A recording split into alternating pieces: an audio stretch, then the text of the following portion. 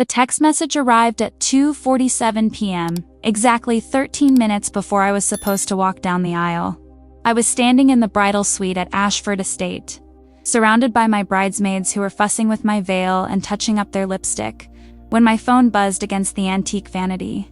The message was from a number I didn't recognize, but the words made my blood turn to ice water in my veins.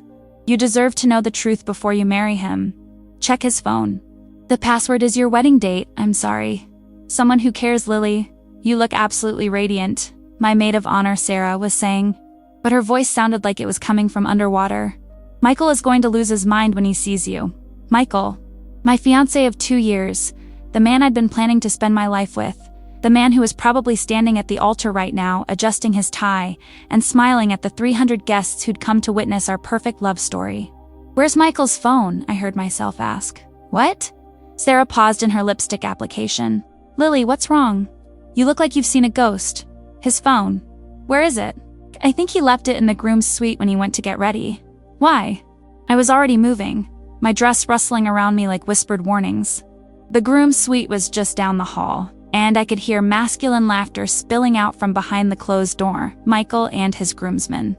Probably sharing a drink and making jokes about married life. "Lily, wait," Sarah called after me, but I was already knocking on the door. "Just a second." Michael's voice, warm and familiar and completely normal. As if nothing was wrong.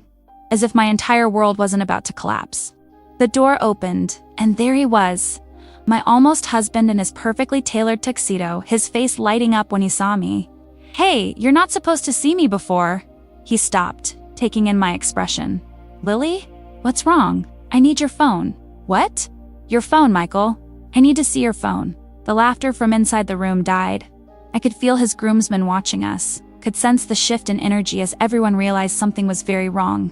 "Lily, you're scaring me." "What's going on? Just give me your phone, please." Michael's face cycled through expressions, confusion, concern, and then something that might have been fear. "Lily, whatever this is about, can we talk after?" "No." The word came out sharper than I'd intended. "We can't talk after. We need to talk now. Give me your phone." "I don't understand why. The password is our wedding date, isn't it?" The color drained from Michael's face so quickly I thought he might faint. Behind him, I heard one of his groomsmen, his brother Jake, cleared his throat and suggest they give us some privacy. "Lily, give me the phone, Michael." With shaking hands, he reached into his jacket pocket and pulled out his iPhone. I took it from him, my fingers trembling as I entered the date, October 15th, 24. The phone unlocked immediately. I went straight to his messages, scrolling through the recent conversations. Most were mundane logistics about the wedding, messages from family members, group chats with his groomsmen. But then I saw it. A conversation thread with someone named A that had been active as recently as this morning. I opened it. "A, I can't believe you're actually going through with this." "Michael, I have to. Everything's already planned. Everyone's expecting it." "A, but you don't love her. You love me." "Michael, you know it's not that simple." "A, it is that simple. You're marrying someone you don't love because it's easier than disappointing people." "Michael, Lily is a good person. She deserves better than this." "A, then don't do this to her. Don't marry her when your heart belongs to someone else." "Michael, after today we can't see each other anymore. You know that, right?" "A, I know. That's what makes this so heartbreaking." "Michael, I love you. I'll always love you. But I can't hurt Lily like that." "A, you're hurting her anyway. You're just doing it slowly." The phone slipped from my hands and clattered to the floor. The sound seemed to echo in the sudden silence, loud as a gunshot, final as a door slamming shut. "Lily," Michael reached for me, but I stepped back. "Who is a—" "Lily, please, let me explain. Who is a—" "Michael." He was quiet for so long I thought he might not answer. When he finally spoke, his voice was barely above a whisper. "Alex. Alex. His college roommate. His best friend. The person he'd known longer than anyone else in his life. The person he talked to every day. The person he'd insisted be in our wedding party despite my initial hesitation. Alex is in love with you. Yes, and you're in love with Alex." Michael's silence was answer enough. I bent down and picked up his phone, scrolling back through months of messages. Love confessions disguised as friendship. Plans to meet that had been hidden from me. Photos they'd sent each other, nothing explicit, but intimate in a way that made my chest feel like it was caving in. How long? I asked. Lily, how long have you been in love with Alex? Since college. Since we were roommates freshman year. And how long have you known Alex was in love with you? 2 years. 2 years. The same amount of time we'd been engaged. The same amount of time I'd been planning our future, while Michael had been living in love with someone else. So our entire engagement, I thought I could get over it. I thought if I committed to you, if I focused on building a life with you, the feelings would fade. But they didn't. No, they didn't. I looked at this man I'd thought I knew. This man I'd been about to promise my life to, and realized I was looking at a stranger. Not because he was cruel or malicious, but because he was weak. Too weak to be honest about what he wanted, too weak to end things with me, too weak to choose love over convenience. Where is Alex now? What? Alex, where is Alex right now? Lily, please don't. Where is Alex? Downstairs. In the wedding party, of course. Alex was downstairs right now, probably straightening a boutonniere or adjusting a tie, preparing to stand at the altar and watch the person they loved marry someone else. Preparing to smile and clap and pretend to be happy while their heart broke in real time. I need to sit down, I said, suddenly feeling like my legs might give out. Michael guided me to a chair, his hands gentle on my arms, and the tenderness of the gesture made everything worse. Because I could see it now, he did care about me. He did want to protect me. But caring wasn't the same as loving, and protection wasn't the same as passion. Lily, I'm so sorry. I never wanted you to find out like this. How did you want me to find out on our 10th anniversary? When I wondered why you never looked at me the way you looked at your phone when Alex texted, I thought, I hoped the feelings would fade. I thought if I married you, if I committed fully to our life together, I could learn to love you the way you deserve to be loved. But you can't learn to love someone, Michael. You either do or you don't. I do love you, not the way you love Alex. No, he admitted quietly, not the way I love Alex. The truth hung between us like a death sentence. Outside, I could hear the string quartet playing, could hear the murmur of guests taking their seats, could hear the sounds of a wedding that was supposed to start in 7 minutes. What do we do now? Michael asked. I looked at him, really looked at him, and saw not the man I was supposed to marry, but someone who was as trapped as I was. Trapped by expectations and plans and the momentum of a life that had been set in motion before either of us had fully understood what we wanted. Now, I said, standing up and smoothing down my dress, I'm going to walk downstairs and tell 300 people that there isn't going to be a wedding today. Lily, no, we can work through this. So we can go to counseling. We can, Michael. I turned to face him, and something in my voice made him stop talking. You're in love with someone else. You've been in love with someone else our entire relationship. There's nothing to work through, but everyone's here. Everyone's expecting a wedding between two people who love each other. That's not what this is. Lily, please, I can change. I don't want you to change. I want you to be happy. And you'll never be happy with me, not really, not when your heart belongs to someone else. I walked to the door, then stopped and looked back at him one more time. Michael, yeah? When I walk out there and call off this wedding, what are you going to do? He was quiet for a long moment, and I could see him wrestling with the question, with the possibility I was offering him. I don't know, he said finally. Well, I said, opening the door. You have about 5 minutes to figure it out. I stood in the hallway outside the groom's suite, my wedding dress suddenly feeling like a costume I'd outgrown.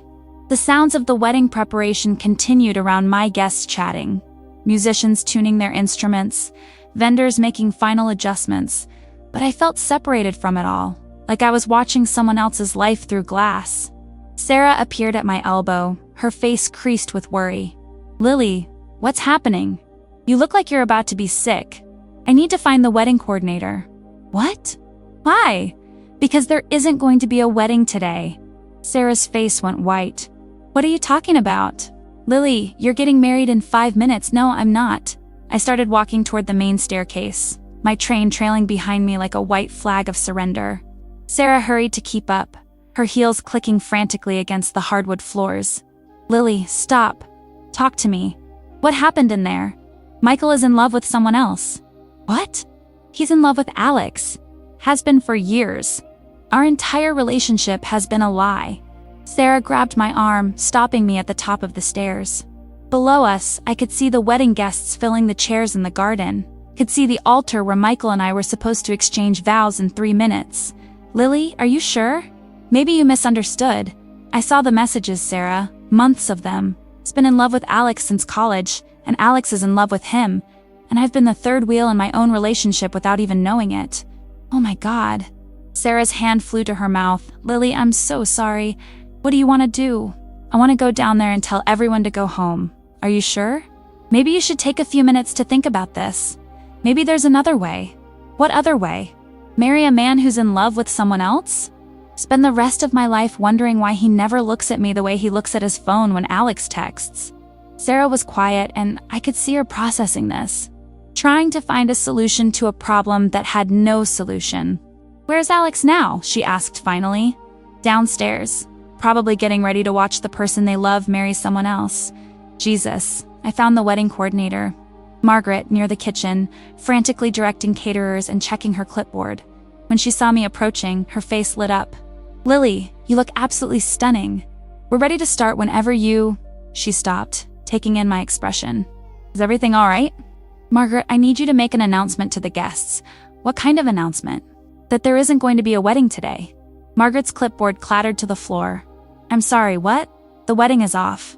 I need you to tell the guests that they can go home. Lily, I don't understand. Did something happen?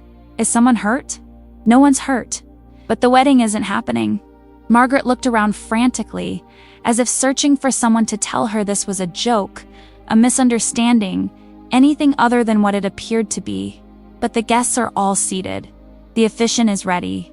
The music is about to start, I know, and I'm sorry for the chaos this is going to cause. But I can't marry Michael. Why not? I looked at this woman who'd spent months helping me plan what was supposed to be the perfect day, who'd coordinated every detail with military precision, who was now watching her carefully orchestrated event crumble in real time, because he's in love with someone else. Margaret's face went through a series of expressions: shock, sympathy, professional panic. Oh, honey. Oh, I'm so sorry. Can you make the announcement? I don't think I can face all those people right now. Of course. Of course I can do that. Margaret picked up her clipboard with shaking hands. What should I tell them exactly? Tell them that the bride and groom have decided not to go through with the ceremony today. Tell them we're sorry for any inconvenience and that we appreciate their understanding. And the reception? The dinner? Cancel it. All of it. Margaret nodded, her professional composure kicking in even as I could see her mentally calculating the chaos this would cause. I'll take care of everything. Don't worry about any of the logistics. Thank you. I turned to go, but Margaret called after me. Lily? Yes? For what it's worth, I think you're doing the right thing. It takes courage to walk away from something that looks perfect from the outside. It doesn't feel like courage. It feels like my life is falling apart. Sometimes those are the same thing. I made my way back upstairs, avoiding the main areas where guests might see me. In the bridal suite, my bridesmaids were waiting anxiously, their faces full of questions I didn't know how to answer. Girls, I said, closing the door behind me, I need to tell you something. For the next 10 minutes, I explained what had happened. I watched their faces cycle through disbelief, anger, sympathy, and confusion. My sister Emma cried. My college roommate Jessica swore creatively. Sarah just held my hand and told me she was proud of me. What do you need from us? Emma asked finally. I need you to go downstairs and help people understand. I need you to make sure everyone gets home safely. And I need you to not hate Michael for this. Not hate him? Jessica's voice was sharp. Lily, he was going to marry you while being in love with someone else. That's cowardly and wrong and hurtful, I said. But it's not malicious. He's not a villain, Jess. He's just ... weak. And confused. And probably as miserable as I am.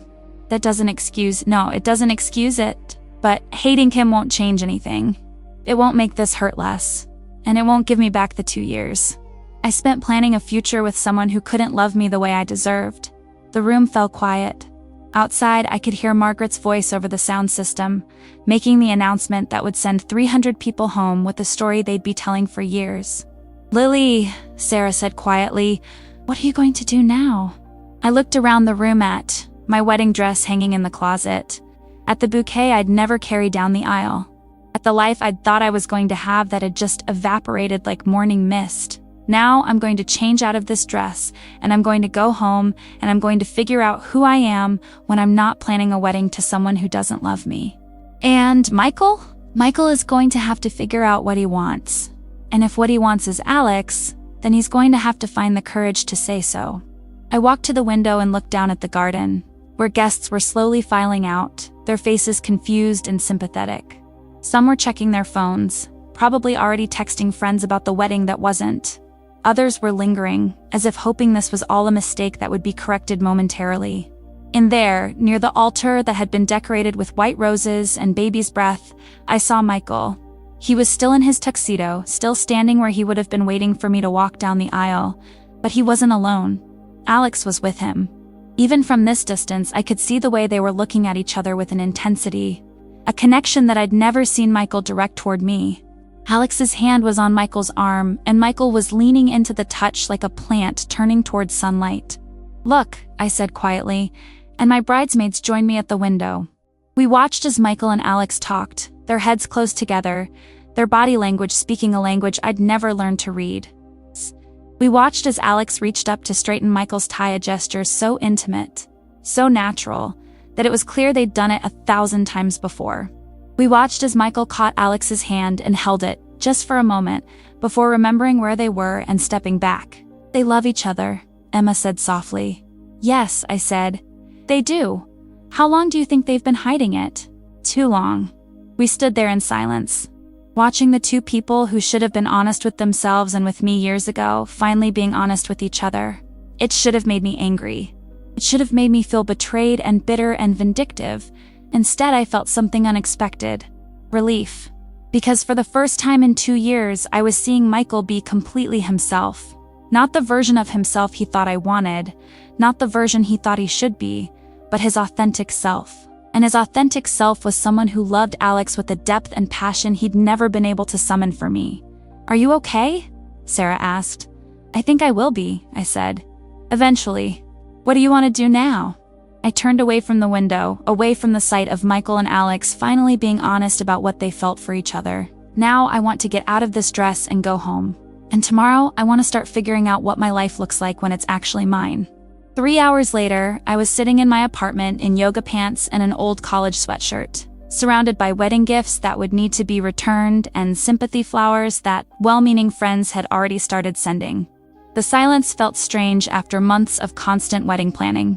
But it was a relief too. The first quiet I'd had in my own space in longer than I could remember.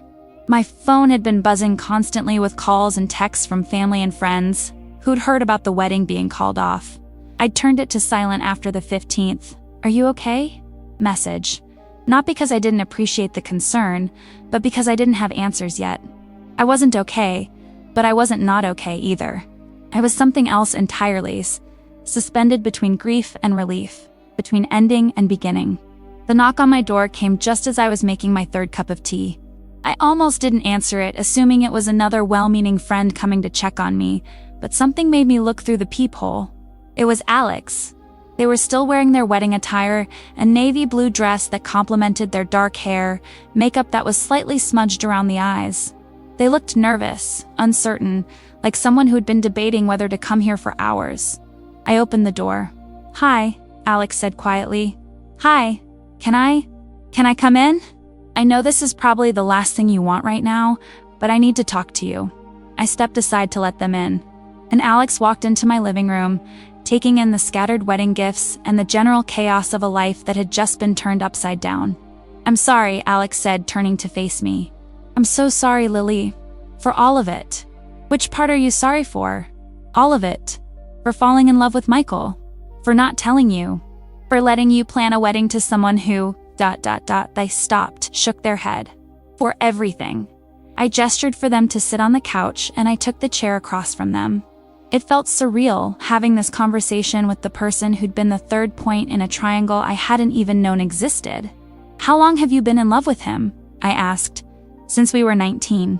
Since sophomore year of college, when he helped me through my parents' divorce, and I realized that what I felt for him wasn't just friendship, and you never said anything? How could I? He was straight, or I thought he was.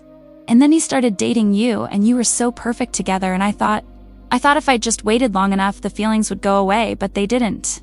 No, they got stronger. Alex pulled an envelope from their purse, cream-colored and thick, and placed it on the coffee table between us.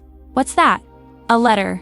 I wrote it 6 months ago, when Michael first told me he was having doubts about the wedding. I was going to give it to you then, but I couldn't. I was too much of a coward. What does it say? It says everything I should have told you 2 years ago. Everything I should have told you the moment. I realized that Michael's feelings for me weren't just friendship either. I stared at the letter. This piece of paper that contained truths that might have changed everything if I'd received it 6 months ago. Why are you giving it to me now? Because you deserve to know the whole truth. Because you deserve to understand that this isn't about you not being enough, or not being lovable, or not being worthy of the kind of love you want. Isn't it? No. Alex leaned forward, their voice intense. Lily, you are extraordinary. You're kind and smart and beautiful, and any person would be lucky to love you. But Michael and we're not straight. We never were. And we've been lying to ourselves and to you for so long that we forgot what the truth even looked like. I picked up the letter, feeling its weight. Can I read it now? If you want to. But Lily, I need you to know whatever happens between Michael and me, I never wanted to hurt you. I never wanted any of this to happen the way it did. I opened the envelope carefully, unfolding the pages inside. Alex's handwriting was neat, careful, like they'd taken time with every word. Dear Lily, I don't know if I'll ever have the courage to give you this letter, but I need to write it anyway. I need to put these words somewhere, even if you never see them. I'm in love with Michael. I have been since we were in college, and I think he's in love with me too, though neither of us has been brave enough to say it out loud. I know this must be devastating to read. I know it changes everything about your relationship, about your engagement, about the future you've been planning. I'm sorry. I'm so incredibly sorry. But I need you to know that this isn't about you. It's not because you're not beautiful enough or smart enough or funny enough or anything enough. You are all of those things and more. You're the kind of person who deserves to be loved completely, passionately, without reservation. The problem is that Michael and I have been lying to ourselves about who we are for so long that we convinced ourselves we could build lives with other people. We thought we could love our way out of being gay, could commit our way into being straight. We were wrong.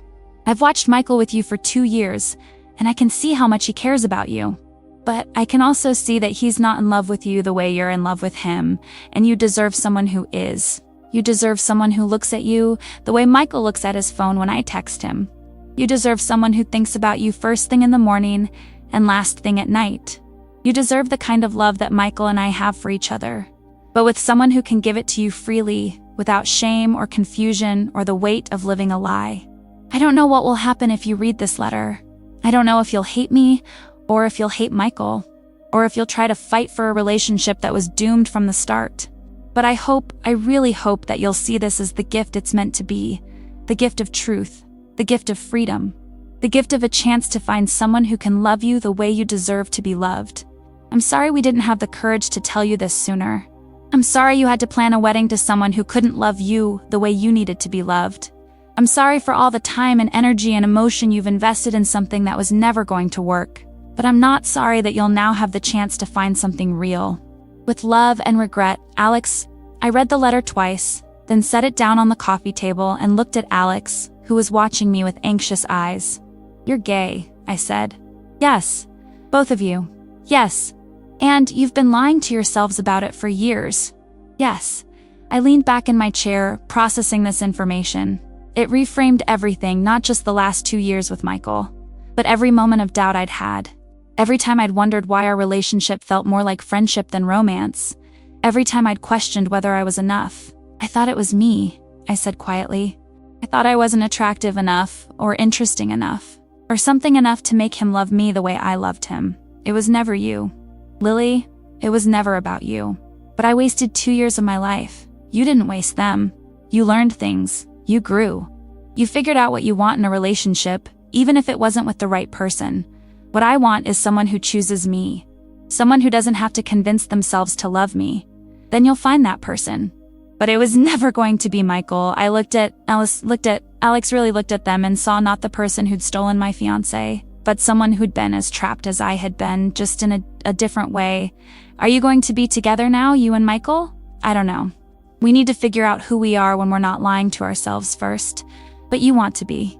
Yes, I want to be with him. I've wanted that for 8 years. And he wants to be with you. I think so. I hope so.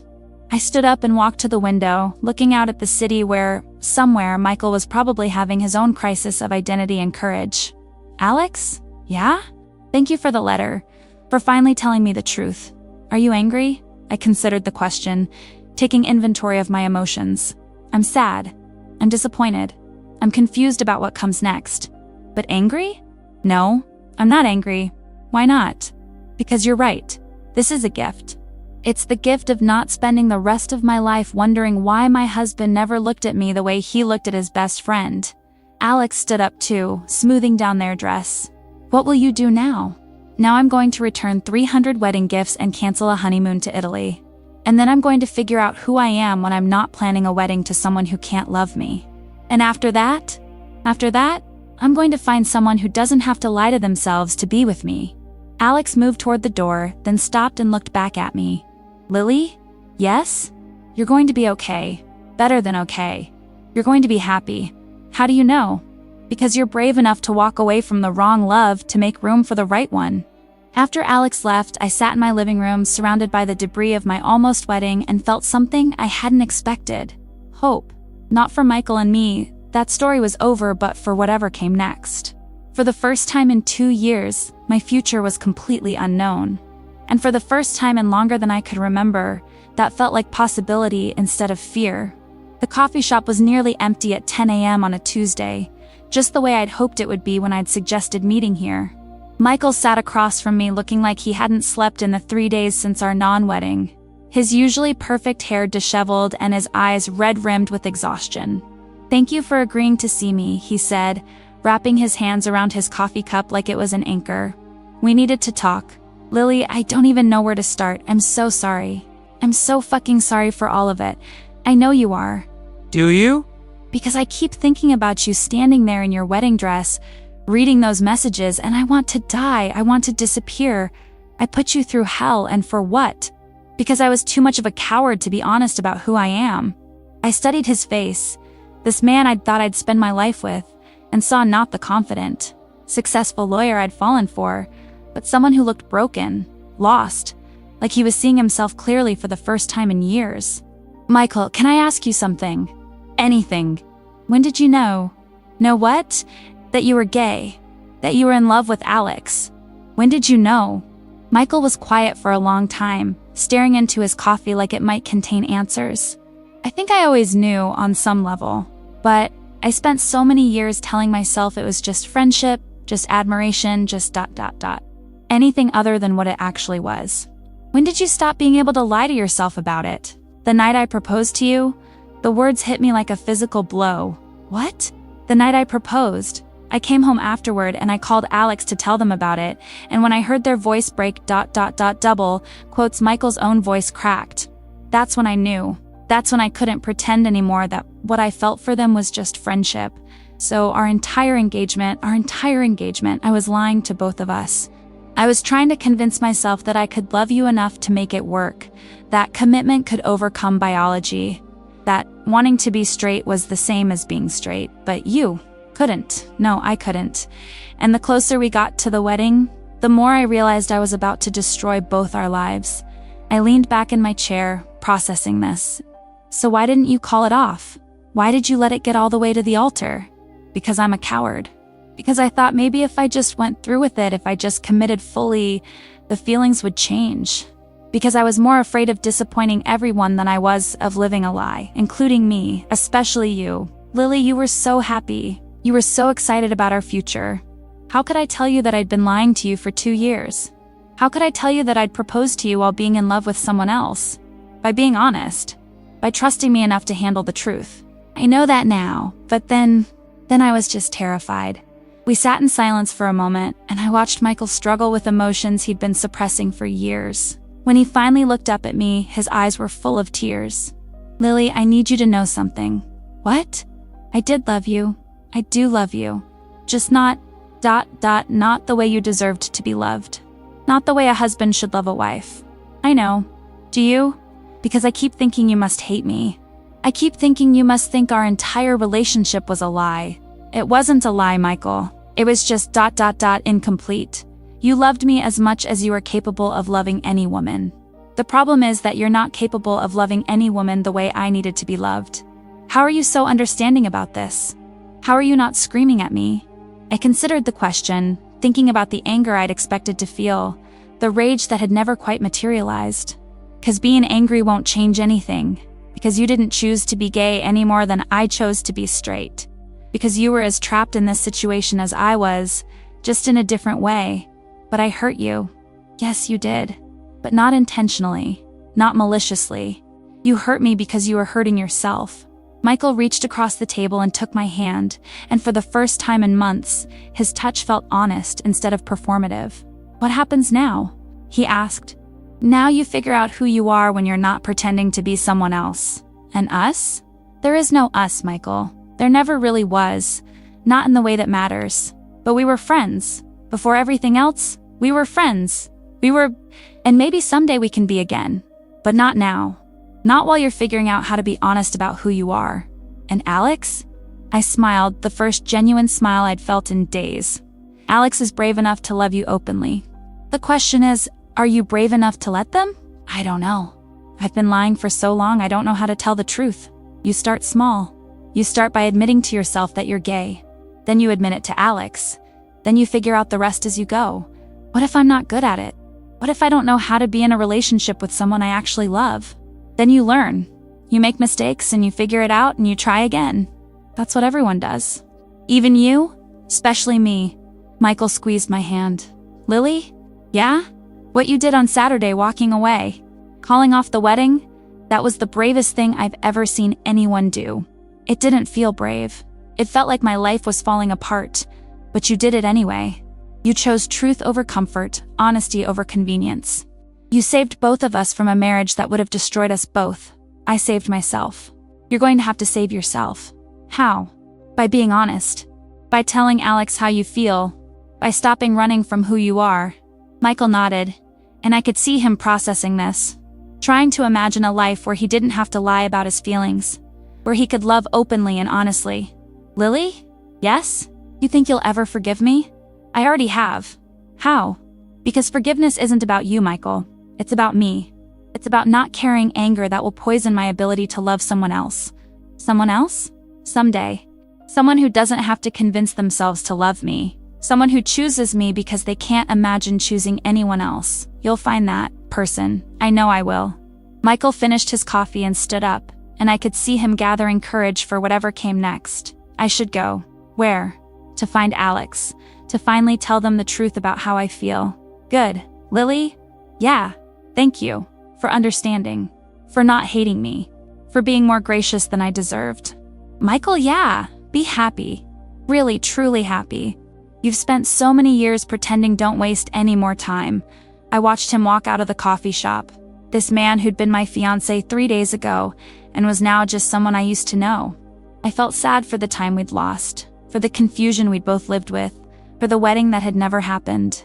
But I also felt something else. Relief.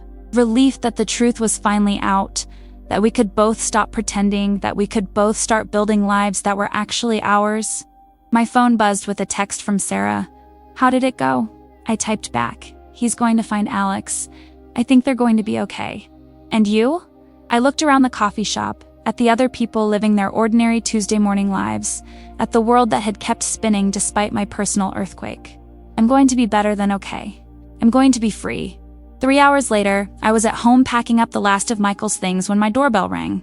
Through the peephole, I saw Alex standing on my doorstep, but they looked different, lighter somehow, like they'd been carrying a weight that had finally been lifted.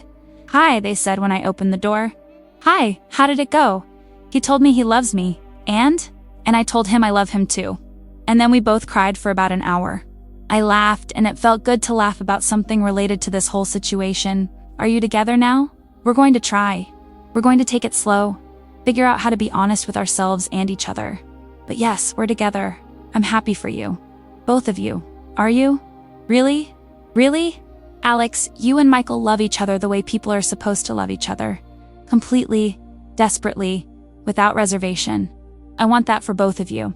And we want that for you too. I'll find it. I know you will. Alex hesitated, then stepped forward and hugged me. A real hug, full of gratitude and relief and something that felt like friendship. Thank you, they whispered. For what? For setting us all free. After Alex left, I sat in my apartment. Really my apartment now. Not the space I'd been sharing with Michael, and felt the quiet settle around me like a blessing. For the first time in 2 years, I had no wedding to plan, no future to coordinate with someone else, no compromise to negotiate. I had only myself and the vast, terrifying, beautiful possibility of a life that was entirely my own. It felt like the best gift I'd ever received. 6 months later, I was sitting in a different coffee shop, my coffee shop now. The one 3 blocks from my new apartment, grading papers, and enjoying the kind of peaceful Tuesday afternoon that had become precious to me. The divorce had been finalized the month before annulment. Wasn't possible since we'd technically been married for about 4 hours before I'd called it off. And I'd just signed a lease on a 1-bedroom in Brooklyn that was entirely mine.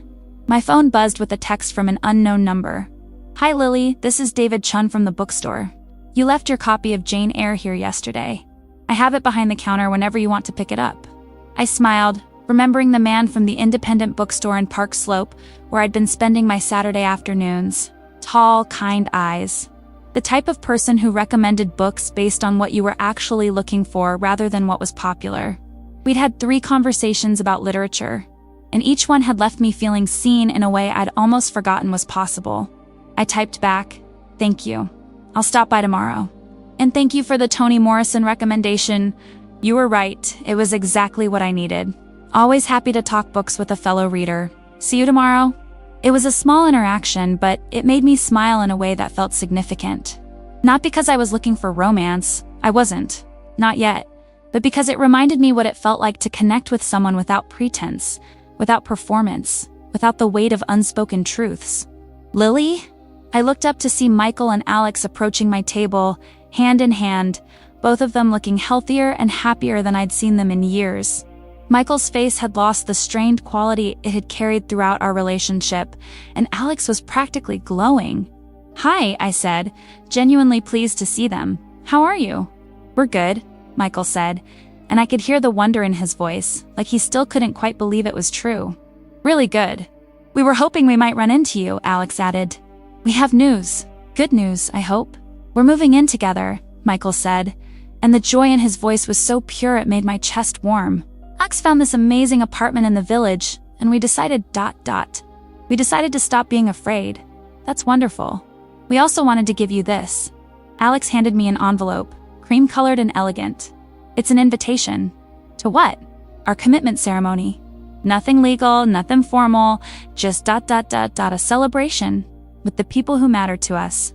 I opened the invitation, reading the simple, beautiful words that announced their intention to publicly commit to loving each other honestly and openly. The date was 2 months away. The location, a small garden in Brooklyn. "You want me to come to your wedding?" "We want you to come to our celebration," Michael corrected gently. "Lily, you're the reason we're together. If you hadn't been brave enough to walk away, if you hadn't forced us to face the truth, ... you would have figured it out. Eventually. Maybe. But maybe we would have spent years making each other miserable first." I looked at them, really looked at them, and saw what love actually looked like when it was real. The way they stood close but not possessive, the way they looked at each other with genuine delight, the way they seemed to fit together like pieces of a puzzle that had finally been solved. "I'd be honored to come," I said. "Really?" Alex's face lit up. "You're not. It's not too weird?" "It's not weird at all. It's beautiful." We talked for a few more minutes about their jobs, about my teaching, about the book I'd started writing about my experience. When they left, walking down the street with their arms around each other, I felt nothing but happiness for them. My phone buzzed again. "David from the bookstore. Random question, but do you like jazz? There's a great trio playing at this little club in the village tomorrow night. Thought you might enjoy it." I stared at the message for a moment, recognizing it for what it was, not just an invitation to hear music, but an invitation to possibility. 6 months ago, I would have been too raw, too uncertain, too afraid of making another mistake to say yes. But 6 months ago, I'd been someone who was grateful just to be chosen. Now, I was someone who knew the difference between being chosen and being cherished, between being wanted and being valued. I typed back, "I love jazz. What time?" 8 o'clock. "I'll text you the address." "And Lily?" "Yes?" "I'm really glad you forgot your book." I laughed out loud, earning curious looks from the other coffee shop patrons, but I didn't care. For the first time in longer than I could remember, I felt like myself, not the version of myself I thought someone else wanted, not the version I thought I should be, but my actual, authentic, complicated, wonderful self. The woman who'd walked away from a wedding 6 months ago had been brave, but she'd also been broken, confused, unsure of her own worth. The woman sitting in this coffee shop was different. She was someone who knew that being alone was better than being with someone who couldn't love her fully. Someone who understood that the right person wouldn't need to convince themselves to choose her. Someone who was finally ready to be chosen by someone who couldn't imagine choosing anyone else. My phone rang. Sarah, probably calling for our weekly check-in. "How are you?" she asked. The same question she'd been asking every week since the non-wedding. "I'm good," I said, and meant it completely. "Really, truly good. You sound different." "Different how?" "Happy. Like, actually happy. Not just okay. I think I am happy." "What changed?" I looked around the coffee shop, at the other people living their ordinary, complicated, beautiful lives, at the world that had seemed so overwhelming 6 months ago, and now felt full of possibility. "I stopped waiting for someone else to make me happy," I said. "I started making myself happy, and it turns out I'm pretty good at it." After we hung up, I packed up my papers and walked home through Brooklyn, taking the long way past the bookstore where David worked, past the park where I'd started running again, past all the places that had become part of my new life. At home, I made dinner for one and didn't feel lonely. I read a book and didn't wish someone was there to discuss it with. I went to bed early and didn't feel like I was missing anything. For the first time in my adult life, I was enough for myself. And that, I realized, was the foundation everything else would be built on. Love, when it came, would be an addition to my life, not a completion of it.